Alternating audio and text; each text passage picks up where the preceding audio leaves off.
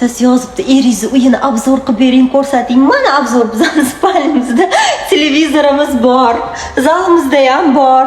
Tavba qildim, shu lishbi Feruzani uyida yashayapti deb ko'rsatsanglar. Ammo necha yildan beri kuzatayotgan odamlar bor. Uyim elektr rangligini hamma biladi.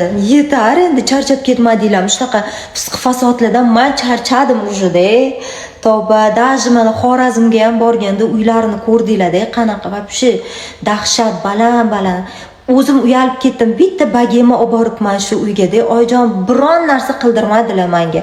Bu uyimga ham misol faqat gilamlar olib kelganman. Gilamlar hamma narsa bor edi. Men prosta o'sha payt reklamaga chiqib qoldi. Bekorga ketmasin dedim-da, olib bordim o'zlariga etib.